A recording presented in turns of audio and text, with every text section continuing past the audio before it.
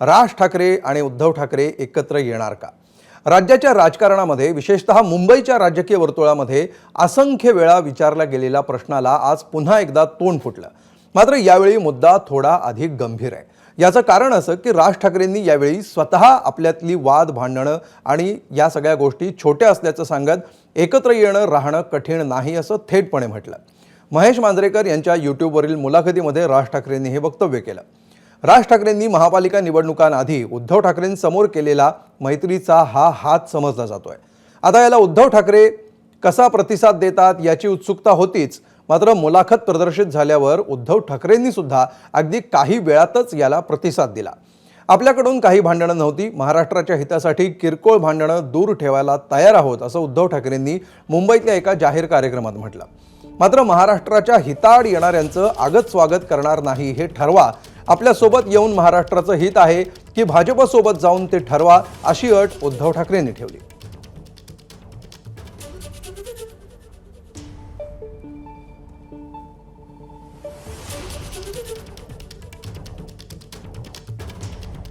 शिवसेना फुटली नाही, फुटलीच तर तुम्ही अजूनही एकत्र येऊ शकता का?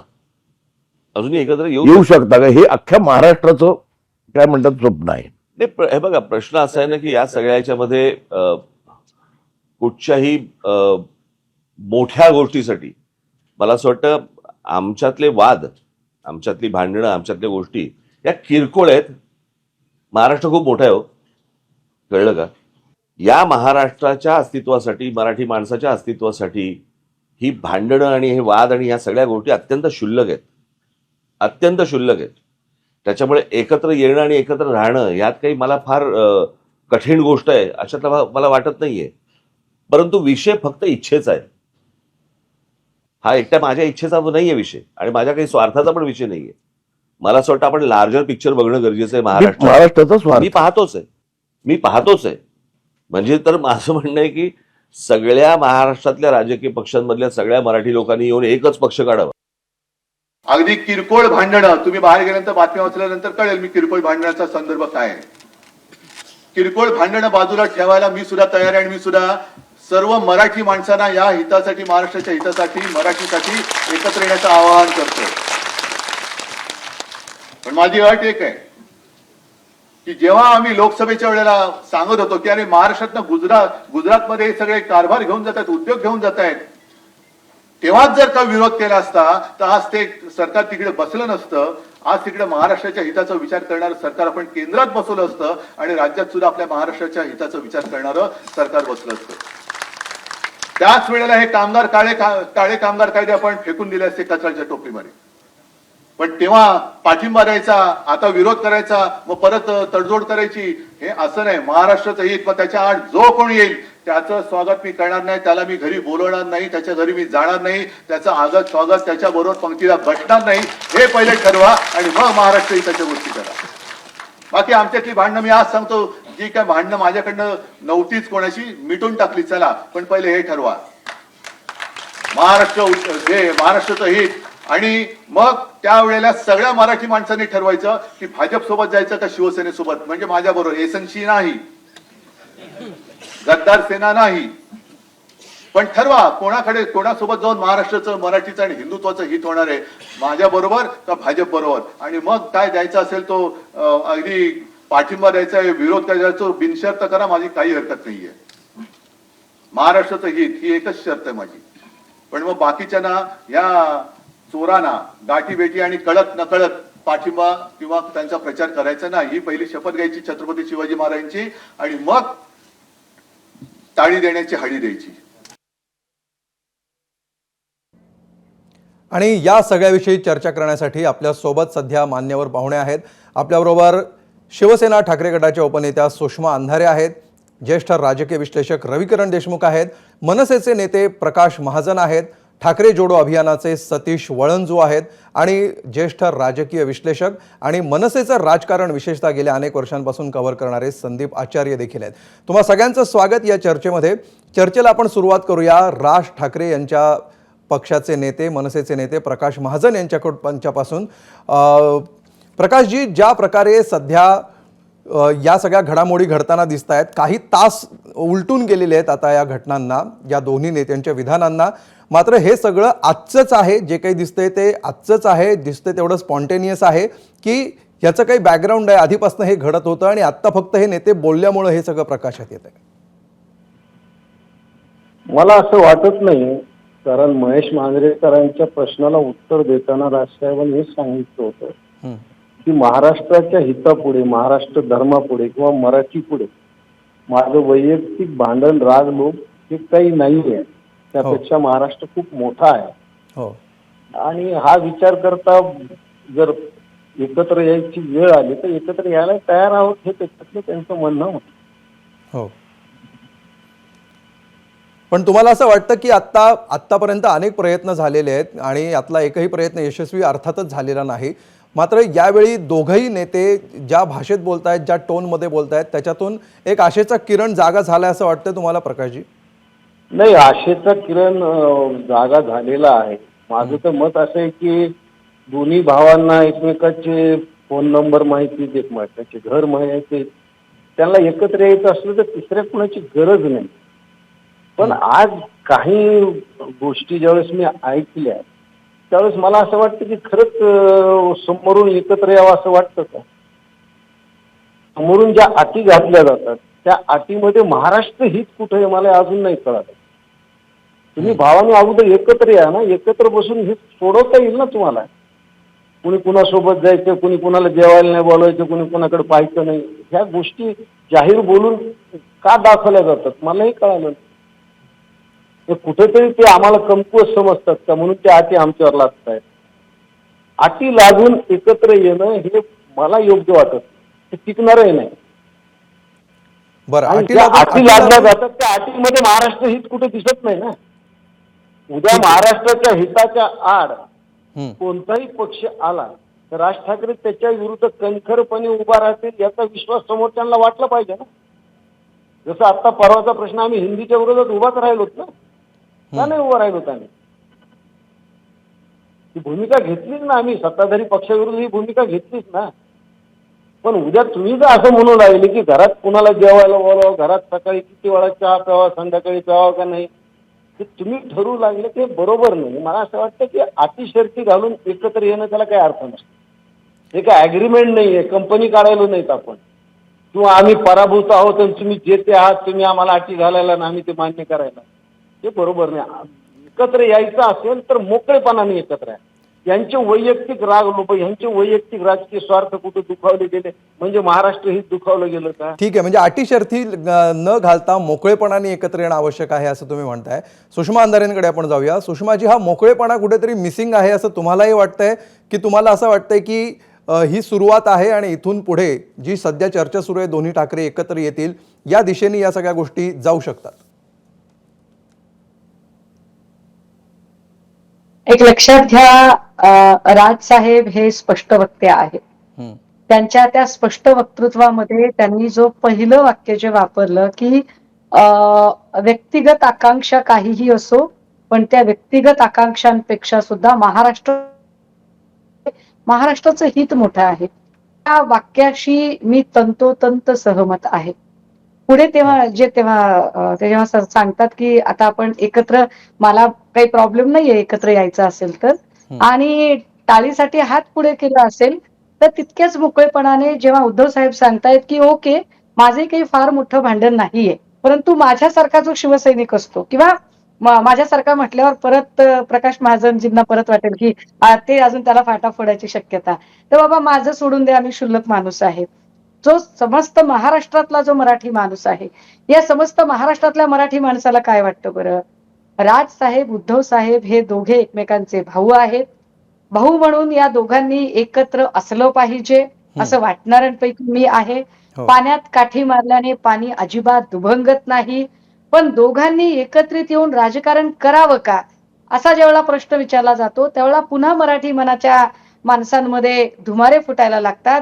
परंतु ते धुमारे फुटताना एक शंका नक्की असते, महाजनजी ज्याला अटी शर्ती म्हणताहेत, या अटी शर्ती नाही, ही शंका आहे. शंका काय आहे?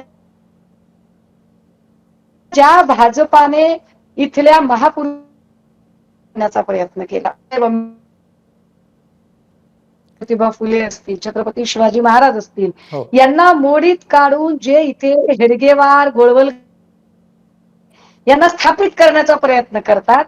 इथले उद्योगधंदे महाराष्ट्राचा प्रयत्न करतात. महाराष्ट्रातल्या मराठी माणसाच्या अस्मितेला आणि इथल्या प्रादेशिक पक्षांना सुद्धा नख लावायचा मग त्यातनं मनसे सुद्धा सुटलेली नाहीये. अशा मराठी अस्मिता आणि मराठी माणसाचं हित पायदळी तुडवणाऱ्या भाजपाच्या बद्दलची एक स्पष्टता आली पाहिजे असं म्हणायला काय हरकत आहे. याच्यात अटी शर्ती असण्याचं काहीच कारण नाही ना. ठीक आहे, तुमचा मुद्दा लक्षात कुणा- तुमचा मुद्दा लक्षात आलेला आहे. प्रकाश महाजनांना यावर उत्तर द्यायचं असेल, आधी आपण सगळ्यांच्या पहिल्या रिॲक्शन घेऊ आणि त्यानंतर मग एकेका मुद्द्याकडे आपण वळूया. आपल्यासोबत ठाकरे जोडो अभियानाचे सतीश वळंजू सुद्धा आहेत. सतीशजी, तुम्ही अनेक वर्षांपासून हा सगळा प्रयत्न करता आहात. आता तुम्हाला असं वाटतंय का की जो मूळ प्रॉब्लेम होता राज ठाकरेंना, उद्धव ठाकरे आणि त्यांच्या आजूबाजूच्या व्यक्तींच्या कार्यशैलीबद्दल असणारा आक्षेप, ज्याच्यामुळे राज ठाकरे वेगळे झालेले होते, त्याच्यात आता नेमकं काय असं बदल झालेला आहे की ज्याच्यामुळे पुन्हा एकदा ते टाळी देत आहेत आणि उद्धव ठाकरे त्यांना प्रतिसाद देत आहेत आणि हे अशाच पद्धतीने पुढे जाऊ शकतं? कसं पाहताय तुम्ही या सगळ्याकडे? एक म्हणजे बदल दिसतोच आहे. दोन्ही पक्षांची वाताहत झाली आहे, मान्यच करायला हवं, ते नाकारून चालणार नाही. दुसरी गोष्ट म्हणजे पहिल्यांदा कोणीही मध्ये न पडता डायरेक्ट म्हणजे फ्रॉम हॉर्सेस माउथ राज ठाकरेंकडून डायरेक्ट ही ऑफर आलेली आहे प्रत्यक्षपणे, म्हणजे कोणी मध्यस्थी न करता वगैरे, आणि त्याला तितक्याच उत्स्फूर्ततेने उद्धवजींनी उत्तर दिलेलं आहे. आता कसं आहे, दोघंही नेते आहेत, दोघंही उत्तम वक्ते आहेत, दोघंही पहिल्यापासून स्पष्ट वक्ते आहेत. त्याच्यामुळे काही गोष्टी, काही शर्ती अटी ज्या त्यांना वाटत आहेत किंवा मनातल्या शंका त्यांनी बोलून दाखवलं तर त्याचं फार मोठं त्याचा उहापोह किंवा राजकारण आजूबाजूच्या शिवसेनेच्या आणि मनसेच्याही नेत्यांनी नाही केलं तर फार बरं. म्हणजे काही वेळेला जास्ती बोललं जातं आणि त्या जास्ती बोलण्यातून जवळ येणारी मनं पुन्हा दुरावली जातात. ते होऊ नये. दोघांनी डायरेक्ट बोलावं. आणि मी आता म्हणजे मी पहिल्यांदा सांगत होतो तुम्ही चहा पिण्यासाठी तरी एकत्र या, त्याच्यातून संवाद निर्माण होईल, संवादातून मार्ग निघेल. आता ते डायरेक्ट एकमेकांशी बोलत असताना आणि सगळ्यात पहिली गोष्ट म्हणजे भांडण किरकोळ आहे हे दोघांनाही आता रिअलाईज झालं आहे. ही सगळ्यात चांगली गोष्ट आहे. महाराष्ट्र हित बघताय. ज्या वेळेला मी आंदोलन चालू केलं त्यावेळेला बाळासाहेबांनी मला महाराष्ट्रात मी थोडंसं मागे जातो आशीर्वाद दिला होता आणि त्यावेळेला बाळासाहेब बोलले होते, सतीश तू हे जे करतोयस ते तू राजसाठी करत नाहीस, तू उद्धवसाठी करत नाहीस, तू महाराष्ट्रासाठी करतोयस. हे बाळासाहेबांना त्यावेळेला जे समजलं होतं ते ह्या नेत्यांना आता समजतंय. ही सर्वात चांगली गोष्ट आहे. आणि मराठी माणूस पहिल्यापासून तुमच्याकडे आशेने बघतोय. मी त्यावेळेला आणखीन एक गोष्ट बोललो होतो की हा जनादेश आहे, हा जनादेश फार काळ जर तुम्ही अविरत राहिलात तर एक वेळ अशी येईल की मागे वळून बघाल तर तुमच्या मागे कोणी नसेल. ती वेळ आली आहे का ह्याचाही विचार या दोन नेत्यांनी करायला हवा. कारण शेवटी नेता कोण, नेता एक विचार देतो मान्य आहे वगैरे, पण तो विचार आम्ही उचलून धरतो म्हणून तुम्ही नेते आहात.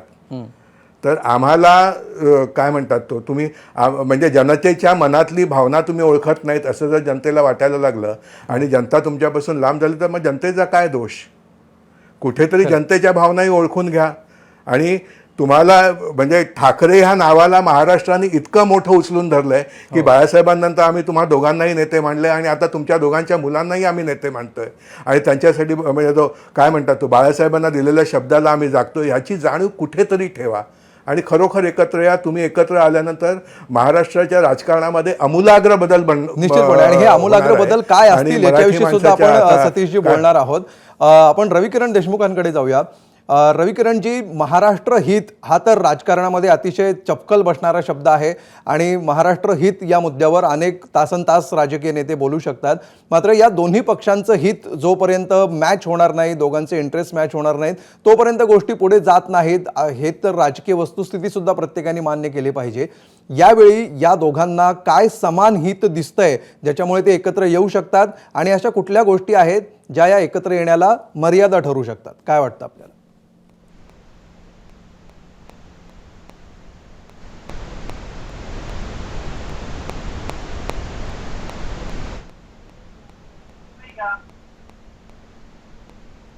रविकिरणजी, कदाचित तुमचा माईक म्यूट आहे, तुम्ही आवाज ऑन करा आणि बोला. दोघांची मतपेढी एकत्र येण्यामध्येच जास्त त्यांना आता गरज वाटत असावी, कारण दोघांची मतपेढी कमजोर झालेली आहे. जेव्हा ही मतपेढी मजबूत होती, शिवसेनेला स्वतःचं मजबूत स्थान होतं, मनसे अगदी जोमात होती सुरुवातीला, तेव्हा ती गरज त्यांना दोघांनाही भासली नाही. आज त्यांची गरज अशी आहे की मुंबईमधला जो मतदार आहे आपला, ठाकरेंना मानणारा, विशेषतः शिवसेनेला मानणारा, हा मतदार एकत्र आणणं हे त्यांना गरजेचं वाटायला लागलंय. हेच हित, एकंदरीत पहिलं हित त्यांचं, हेच लक्ष मला आत्ता दिसतंय. तर बघूया, कारण हा पल्ला काही इतका सोपा नाही. ते बोलले म्हणजे सगळं होईल असं काही नाही आहे. कारण राज ठाकरे यांचा स्वभाव बघता ते काय स्वतःचा पक्ष दुसऱ्या पक्षात विलीन करतील अशी शक्यता मुळीच वाटत नाही. कारण दोघांचे अधिकार क्षेत्र काय असतील, नेते म्हणून त्यांचं स्थान काय असेल, हे स्थान एकामेकांचा पक्ष एकत्र करून त्याने ते सिद्ध होणार नाही. हे आत्ता केवळ मुंबईमधल्या मराठी मतदारांना साथ घालण्यासाठी, आपला मतदार वर्ग एकत्र करण्यासाठी ही सुरुवात त्यांनी केलेली आहे, सूचक विधानं करून, असं माझं मत आहे. ठीक आहे. संदीप आचार्यजी, तुमची अगदी शॉर्ट कमेंट, आपल्याला एका ब्रेकसाठी जायचं आहे, मात्र त्यापूर्वी संदीप आचार्यजी. मुद्दा असा आहे, लोकसभेचे इलेक्शन झालेले आहेत, विधानसभेचे इलेक्शन झालेले आहेत, निवडणुका झालेल्या आहेत. आता महानगरपालिकेच्या निवडणुका साधारणपणे दिवाळीच्या आगेमागे कधीतरी होतील. मुंबईच्या बाबतीमध्ये म्हणाल तर आता मला जे दिसतंय ते असं आहे की भारतीय जनता पार्टीला आपल्यावर टीका नको यासाठी ते राज ठाकरे यांच्याबरोबर आहेत, ते युती करणार वगैरे ही शक्यता कधीच नव्हती. देवेंद्र फडणवीसांनी स्वतःहून या गोष्टी स्पष्ट केलेल्या आहेत की आमच्याकडे आहेत तीच माणसं जास्ती आहेत. अशा वेळेला आणखी एक नवीन खुर्ची टाकणं आम्हाला शक्य होणार नाहीये. आता राहिला प्रश्न एकनाथ शिंदे यांचा. अमित ठाकरे यांच्या पराभवानंतर आता राज ठाकरे यांनी जेवायला भोजनासाठी बोलावलं, एकनाथ शिंदे गेले, तरीही युती वगैरे होऊ शकेल ही शक्यता एक नाही आहे. या सगळ्या पार्श्वभूमीवरती ही दोघांची गरज असू शकते. दोघंही जण जर एकत्र आले तर मराठी जनांना ते हवं आहे, हे एकूण चित्र आहे, हे वास्तव आणि एकूण मिळालेली आतापर्यंतची मतं आणि मुंबई महानगरपालिका, ठाणे महानगरपालिका, कल्याण डोंबिवली महानगरपालिका, नाशिक महानगरपालिका या सगळ्यांचा एकत्रित विचार करताना हे दोघं जण जर एकत्र आले तर निश्चितपणे हे ठाकरे बंधू प्रभाव टाकू शकतील. याची जाणीव आता दोघांना करायची झाली असावी. यातूनच हे साथ देण्याचं, टाळी देण्याचं, टाळी मागण्याचं प्रकरण होत असावं असं माझं मत आहे. प्रकाश महाजन आपल्यासोबत आहेत. प्रकाश महाजनजी, तुम्हाला यापूर्वीच्या पाहुण्यांनी मांडलेल्या मुद्द्यांवर बोलायचं असेलच. प्रश्न हाच आहे की जर महाराष्ट्र हित हा मुद्दा दोघांनाही मान्य आहे, तर ज्या दोन्हीकडून अटी शर्ती ठेवल्या जात आहेत, विशेषतः उद्धव ठाकरेंनी आपल्या भाषणामध्ये ज्या काही गोष्टी बोलल्या, त्या महाराष्ट्र हित या सदरात येणाऱ्या नाहीत, असं आपल्याला म्हणायचंय का? नाही, माझं म्हणणं असं की एकच तुम्ही ठरवा की महाराष्ट्र हिताच्या आड जो कुणी येईल त्याच्या विरोधात आम्ही दोघं मिळून भांडू. ही एकमेव जर ज्याला आठ म्हणता येत नाही, इच्छा ठेवली तर हे सगळं सुरळीत होऊ शकतं. पण समोरून सांगायचं याला जेवायला बोलू नका, त्याच्याशी संबंध ठेवू नका, त्यांनी ह्यांचं शिवाजी महाराजांचं नाव पुसण्याचा प्रयत्न केला. 27 वर्ष औरंगजेब इथं राहायला तो पुसू शकला नाही, हे कोण पुसणार आहे? आणि मराठी माणूस तो सहन करेल का? नाही करणार. त्याला फाटे फोडू नका. एकत्र यायचं तर मोकळ्या मनाने, एकमेकावर कुठलंही दडपण नसलं पाहिजे, तरच एकत्र येण्याला अर्थ आहे ना. आणि मग एकत्र येऊन हे ठरवा की महाराष्ट्राच्या हिताच्या आड कुणी येऊ द्या, आपण दोघांनी मिळून त्याचा प्रतिकार करायचा. ठीक आहे, ठरवलं तर मला वाटतं खूप आहे. मग त्याला अटी शर्ती लावण्याची काही गरज नाही असं मला वाटतं. ठीक आहे. सुषमाजी, आपल्याला काय वाटतं की मुद्दा बरोबर आहे, महाराष्ट्र हिताच्या आड येऊ नका, पण फाटे फोडतायत, या सगळ्या विधानं फाटे फोडणारी आहेत असं त्यांचं मत आहे. का हे फाटे फोडण्याची काय गरज आहे? नाही, मला एक लक्षात घ्या, मला अजिबात असं वाटत नाही की याच्यात काही फाटे बिटे फोडले जात आहेत म्हणून. माझा सरळ साधा मुद्दा हा आहे की या सगळ्या संदर्भाने जेव्हा आपण काही मांडणी करतो आणि जेव्हा आपण काही बोलतोय तेव्हा, माझा आवाज येतोय? हो, सुषमाजी, तुमचा आवाज येतोय. हॅलो सुषमाजी, शक्य झालं तर तुमचा स्पीकर बंद करा आणि बोला, म्हणजे तुमचा आवाज थेट विचार करताना आम्ही निश्चित त्यावर, सॉरी काय म्हणत आपण? हा, बोला सुषमाजी, बोला.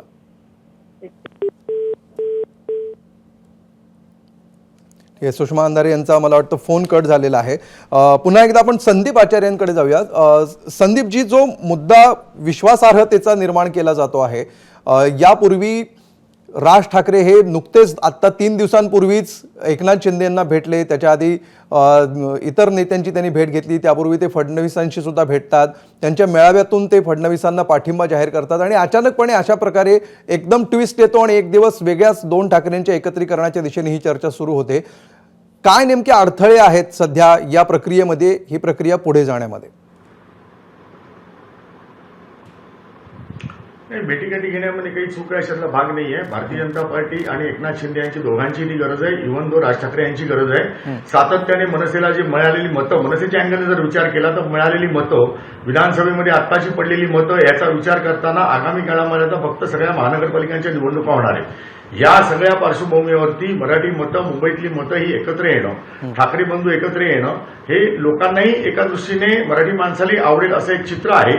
दोन्ही सेनेच्या लोकांना, मनसे असतील किंवा उद्धव ठाकरेंची शिवसेना असेल, यांनाही ते एकत्र आल्यास आवडेल असं एक चित्र आहे. किंवा कार्यकर्त्यांची भूमिका आहे, पदाधिकाऱ्यांची भूमिका दिसते आपल्याला.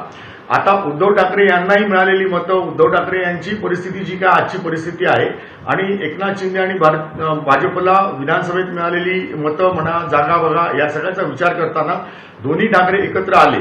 तर एकत्र येताना एक स्वाभाविकपणे उद्धव ठाकरेंनी भूमिका व्यक्त केली की बाबांनो, की आता निदान तुम्ही भारतीय जनता पार्टी किंवा या लोकांबरोबर जास्ती जवळीक दाखवू नका. एकत्र यायचं तर मग त्या दिशेने आपण पाऊल टाकूया. तुम्ही जर विचार केला तर लोकसभेमध्ये 2014 पासून भारतीय जनता पार्टीने दिलेली आश्वासनं, विधानसभा निवडणुकीमध्ये दिलेली आश्वासनं, यातली किती आश्वासनं पूर्ण झालेली आहे याच्यावरती राज ठाकरेंना भविष्यात बोलावं लागेल. ही त्यांची गरज आहे. आता विधानसभेत दिलेली निवडणूक, तुम्ही लाडक्या बहिणीला दिले का 2100 रुपये, आज शेतकऱ्यांना कर्जमाफी दिली का तुम्ही कर्जमाफी, हे सगळे मुद्दे घेऊन जावे लागतील. कमी पडलं म्हणून आता हिंदीचा मुद्दा लादायला जात आहेत. बरोबर आहे. या सगळ्या पार्श्वभूमीवरती मराठी माणसांसाठी 2 ठाकरे बंधू जर एकत्र येणार असतील, राज ठाकरे यांनी तसं आवाहन केलं असेल तर मला असं वाटतं, माझं स्वतःचं स्पष्ट मत आहे की उद्धव ठाकरे यांनी अटी शर्तीचा बाजूला ठेवा, पण 2 नाही 4 पावलं पुढे यायला पाहिजे, तरच ते हित साधलं जाणार आहे. निश्चितपणे दोन्ही ठाकरे एकत्र येणं ही मराठी माणूस म्हणून प्रत्येकालाच हवीशी वाटणारी गोष्ट आहे आणि तसं व्हावं अशी सुप्त इच्छा प्रत्येकाचीच असेल. मात्र पण त्याच्यानंतर येणारा जो पण आहे तो फार महत्त्वाचा आहे. या पणवर आपण येऊयाच, मात्र त्यापूर्वी एक महत्त्वाची अपडेट येते आहे.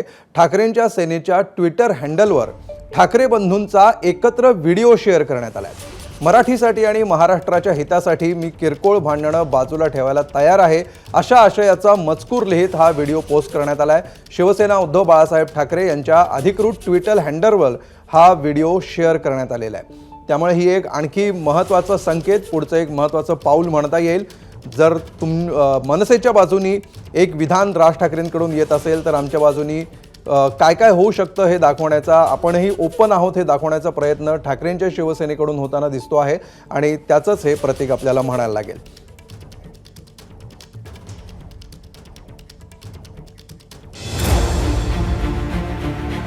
सुषमा अंधारे ठाकरेंच्या शिवसेनेच्या उपनेत्या आपल्या सोबत आहेत, त्यांच्याकडे आपण जाऊया. सुषमाजी, सुरुवातीला राज ठाकरेंचं विधान येतं, त्यानंतर काही तासांच्या आत उद्धव ठाकरे त्याला प्रतिसाद देतात.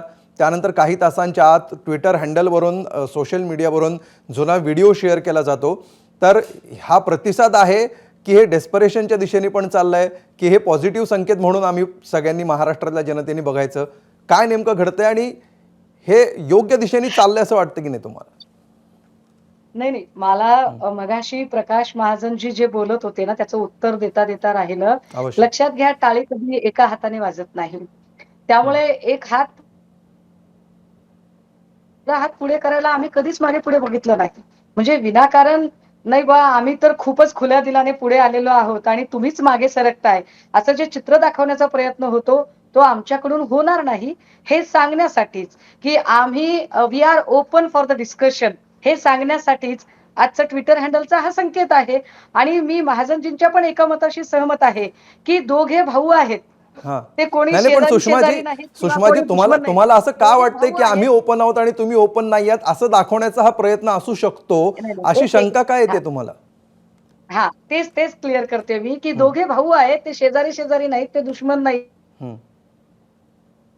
आहेत आणि त्यांना तिसऱ्या माणसाची दोघांकडे एकमेकांचे नंबर आहेत, अख्या खानदानाचे नंबर एकमेकांना फोन करू शकतात.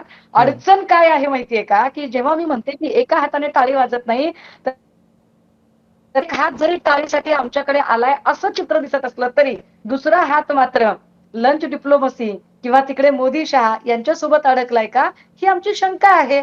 आणि मला असं वाटतं की कुठलीही शंका कुशंका असू नये ना, म्हणजे धात असेल तर माणसं कशी अगदी झोकून देऊन जर करायचं असेल कडून तितकीच पारदर्शकता असायला हवी. विचारला की भाजप सोबतचा दृष्टिकोन काय असणार आहे. महाराष्ट्रातले सगळे उद्योग पळवले, त्या भाजपच्या विरोधात रणशिंग फुंकून मराठी अस्मितेसाठी जर उभे राहणार असतील तर काय हरकत आहे, फार चांगली गोष्ट आहे. नाही पण तुम्ही आम्ही हा मुद्दा भाजप सुषमाजी, मी प्रकाश महाजनांकडे नाही जाण्यापूर्वी म्हटलं. हा मुद्दा अजून तुम्ही तर स्पष्ट करावा असं बघा. माझं मत आहे. भाजपसोबतच्या डिप्लोमसीचा हा भाग असू शकतो म्हणजे नेमकं काय असू शकतं असं तुम्हाला म्हणायचंय?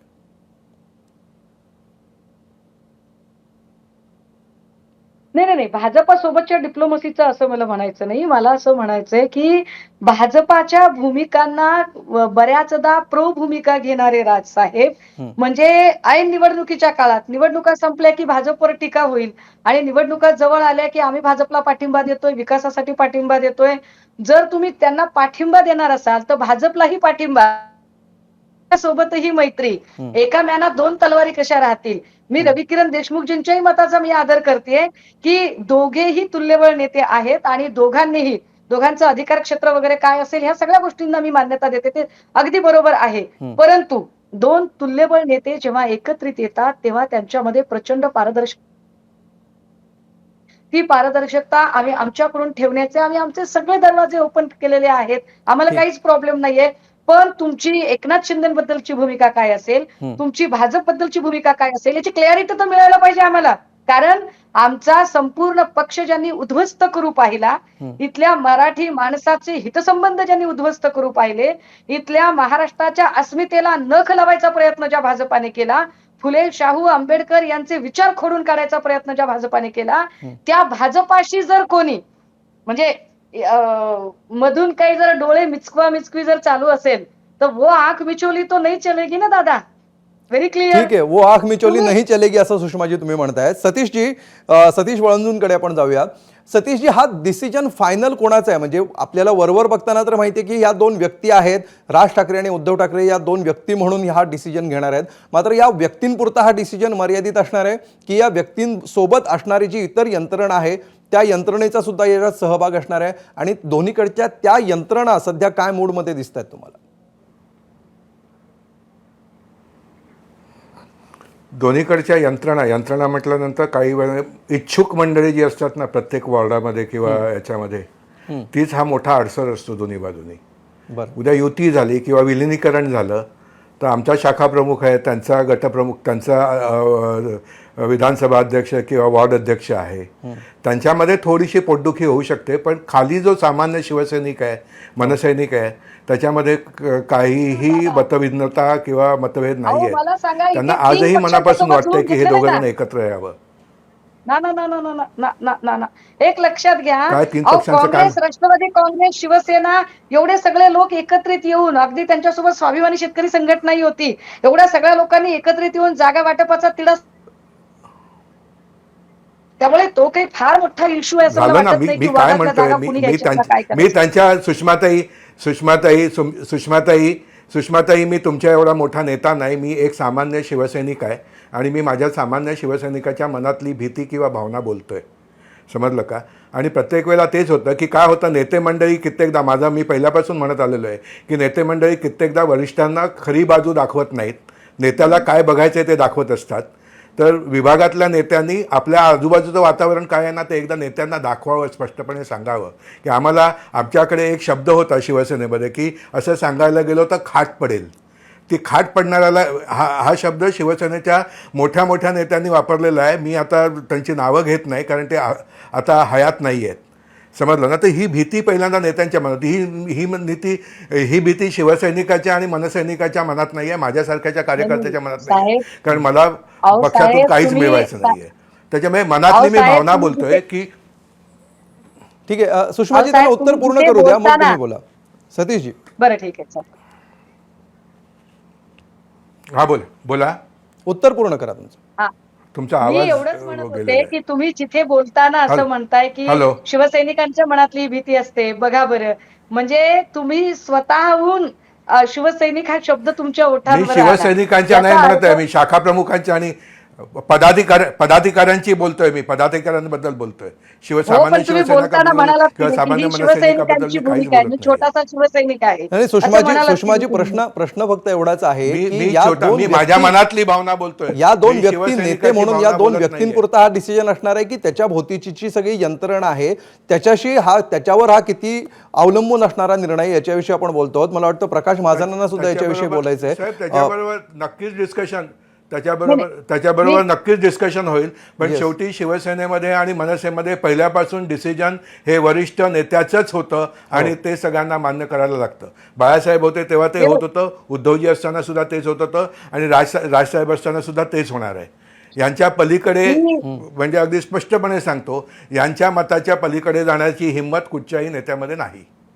ठीक आहे, पण त्यांच्या मतांवर प्रभाव पाडणारे जे काही घटक असतात, ज्यांची नावं घेत नेते बाहेर सुद्धा पडलेले आहेत, म्हणजे जी फाटाफूट झालेली आहे ती थेट नेत्यावर टीका न करता नेत्याच्या आजूबाजूला असणारं सर्कल, त्याच्या आजूबाजूला असणारी मंडळी, ज्यांना बडवे हा शब्द वापरला जातो, ती नावं घेत ही सगळी प्रक्रिया होत असते. त्यामुळे विभाजनासाठी, वेगळे होण्यासाठी जर ते घटक कारणीभूत असतील तर एकत्र येण्याच्या प्रक्रियेवर सुद्धा ते घटक प्रभाव पाडू शकत नाहीत का? मी याच्या संबंधाने थोडासा हस्तक्षेप करून सांगितलं गेलं होईल ना. पाहिजे की ते म्हणाले ते अगदी विचार योग्य मंथन आहे. होईल ना. शिवसेना असेल किंवा मनसे असेल, ही एक केडर बेस्ड पार्टी आहे आणि केडरचा अर्थच असा असतो, if leader order cadre should ओबे इट. लीडर जेव्हा ऑर्डर करतो तेव्हा केडरने ऐकलं पाहिजे. ही एक वन लाईन कमांड आहे. ती शिवसेनेत आहे, ती मनसेत आहे, ती एक शिस्त बाळासाहेबांनी घालून दिलेली शिस्त आहे. राहिला प्रश्न तुम्ही जे म्हणताय की जवळच्या आजूबाजूच्या लोकांवर बऱ्याचदा बिलं फाडली जातात, मला असं वाटतं की आजच्या दिवसभरातल्या अजून एका घडामोडीकडे आपलं दुर्लक्ष होत आहे की जेव्हा राजसाहेब बोलले त्याच्यानंतर उद्धव साहेब बोलले आणि त्याच्यानंतर आमच्याकडे संजय राऊत साहेबांनी सुद्धा बऱ्यापैकी म्हणजे ज्याला एक सकारात्मक प्रतिसाद म्हणता येईल अशा पद्धतीचं विधान केलं. हे सगळं कॅल्क्युलेशन हे पण उल्लेखनीय आहे. निश्चितपणे घडणाऱ्या घटना तर समोर आहेत आणि त्या टीव्हीवर दिसत आहेत, आपल्या माध्यमांमधून त्या दिसत आहेत. रविकिरण देशमुख यांच्याकडे आपण जाऊया आणि त्यानंतर शेवटी प्रकाश महाजनांकडे आपण जाणार आहोतच. त्यांना त्यांचा मुद्दा पुन्हा एकदा राहिलेल्या अनेक गोष्टींवर त्यांना बोलायचं आहे. रविकिरणजी, ज्या गोष्टी आता सध्या दिसत आहेत, ज्या समोर आहेत, ह्या सगळ्या गोष्टी पाहता आपल्याला असं वाटतंय का की खरोखरच ही टाळी दिलेली आहे आणि त्याला मिळणारा प्रतिसाद, असं या सगळ्या दोन नेत्यांच्या विधानाचं आपण वर्णन करू शकतो की ते आजमावणं चाललंय, एकमेकांची परीक्षा घेणं चाललंय किंवा ज्या प्रकारे अजेंडा सेटिंग असतं त्या प्रकारचं चाललंय? यातली कुठली शक्यता सध्या अधिक दिसतीये? पुढे काय होईल हे पुढच्या घटनांवरून कळेलच. असं आहे अमित की अनेकदा आजपर्यंत दोघे भाऊ एकत्र येणार अशा बातम्या येत राहिल्या. त्याच्यावर काही त्यांनी कधी प्रतिक्रिया दिली नव्हती. विशेषतः अलीकडे काही नातेसंबंधातील काही विवाह समारंभाला दोघेही उपस्थित होते. दोघांनी समोर येत म्हणजे हास्यविनोद झाले दोघांमध्ये.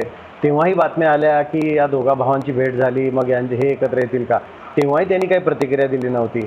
आज मात्र त्यांनी प्रतिक्रिया दिली. याचा अर्थ असा की दोघांनाही मुंबई महानगरपालिकेच्या निवडणुकीमध्ये आपलं स्थान काय हे जर दाखवून द्यायचं असेल तर मला वाटतं कुठंतरी दोघांपैकी एकाने किंवा दोघांनी एक एक पाऊल पुढं टाकलं पाहिजे असं वाटायला लागलेलं आहे. आजवर कधीही ते एकमेकांच्या विधानाविषयी थेट प्रतिक्रिया देत नव्हते, परंतु दोघांनी दिली, सकारात्मक दिली. फक्त किंतु परंतु आहे अजूनही. म्हणूनच उद्धव ठाकरे म्हणालेत की तुम्ही या शत्रू तो शत्रू. आता ते काय राजकारणात शत्रूपेक्षा प्रतिस्पर्धी असतो तो खरा. राजकारण हे काही युद्ध नाही आहे म्हणजे तलवार घेऊन लढायचं, पण प्रतिस्पर्धी आज बळकट आहे त्यांच्यासमोर भाजपा. आणि त्यांना दिसतंय की भाजपा समोर जर निभाव लागायचा असेल तर दोघांनीही काहीतरी एकत्र येऊन करायला पाहिजे. ज्या योगे ठाकरे हा ब्रँड आहे मुंबईमधला, तो ठाकरे हा ब्रँड टिकेल. अन्यथा दिवस कठीण आहेत आगामी, हे तर इतरांनाही कळतंय आणि मला वाटतं हे शिवसैनिकांनाही दिसतंय, मनसैनिकांनाही वाटतंय. आणि दोघंही एका केडरचे आहेत, त्यांचा DNA एकच आहे, किती वेगळं केला तरी. म्हणून मला वाटतं की ही एक सुरुवात आहे. बघूया आपण काय. ठीक आहे, ही एक सुरुवात आहे. प्रकाश महाजनजी, 2-3 मुद्दे आहेत ज्याच्यावर तुम्हाला बोलायचं होतं. तुम्ही हात देखील वर करत होता. तुम्ही तुमची क्लोजिंग कमेंट ज्याला आपण म्हणतो या सगळ्या विषयांवर. सुषमाताई अंधारेंनी आता जे काही वक्तव्य केलं त्या अगोदर मी शिवसेना उबाटा गटाचे जे अधिकृत ट्विटर हँडलवर ज्या काही दोन भावाचा एकत्र फोटो आला, ती खूप सकारात्मक गोष्ट आहे. मी त्यांचं अभिनंदन करतो. पण सुषमाताई, तुम्ही एक लक्षात घ्या तुमचा राग भाजपवर काय, एकनाथ शिंदेवर काय हे जगाला माहिती. त्याच्यात आम्हाला कशाला ओढता? 25 वर्ष तुम्ही भाजपवर संसार केला त्यावेळेस तुम्हाला कळालं नाही? एकनाथ शिंदे तुमचा शार्प शूटर होता त्यावेळेस तुम्हाला कळालं नाही? म्हणजे तुम्ही ह्या अटी घालतात की आमच्या घरात कुणी यावं, आम्ही कुणाशी बोला, आम्ही कुणाशी बोलू नये, असं नसतं होत. उद्या जर आम्ही तुम्हाला म्हणलं की तुम्ही ओपॉर्डवर का विरोधात मत नोंदवलं तर काय होईल? 370 विषयी तुमचं काय मत आहे, काय होईल? ह्या चर्चा सोडून द्या. आपण एक ठरवलं पाहिजे की महाराष्ट्राच्या हिताच्या आड कुणी विश्वकर्ता ब्रह्मदेव जरी आला तर आपण दोघं भाऊ मिळून त्याच्या विरोधात उभं राहू. हे एकच अट घेऊन जर समोर आला तर खरं होईल. कारण आम्हाला यापूर्वीचे अनुभव काय आहे ते आम्हाला माहिती, ते तुम्हाला कदाचित माहीत नसतील. तुम्ही जरा जुन्या लोकांना विचारा 2017ला काय झालं. एबी फॉर्म वाटायच्या 12 तास अगोदरपर्यंत युती होती, 12 तास अगोदर युती तोडली. हा अनुभव आमच्या गाठीशी आहे. त्याच्यामुळं चर्चा करून अजून कटुता मला वाढवायची नाही. मी खूप बोलू शकतो, पण मला असं वाटतं की एकत्र यायचं असलं तर कुठल्याही अटी शर्तीशिवाय महाराष्ट्र हित, महाराष्ट्र धर्म आणि मराठी या गोष्टीसाठी आपण एकत्र आलं पाहिजे असं मला वाटतं. ठीक, सुरुवात तर झालेली आहे. दोन्ही नेते कधी नव्हे ते एकाच दिवशी काही तासांच्या अंतराने बोललेले आहेत. दोघांनीही सकारात्मकता दर्शवलेली आहे. पुढे या सगळ्या घटना घडामोडी कुठलं रूप घेतात, कुठलं वळण घेतात हे बघणं महत्त्वाचं असणार आहे. सुरुवात तर झालेली आहे. किती काळ हा प्रवास चालतो आणि या प्रवासाचा शेवट काय होतो यावर आपलं लक्ष असेलच. तूर्त सर्वांचे धन्यवाद या चर्चेमध्ये सहभागी झालात आणि आपापली बाजू इथे मांडलीत त्याबद्दल.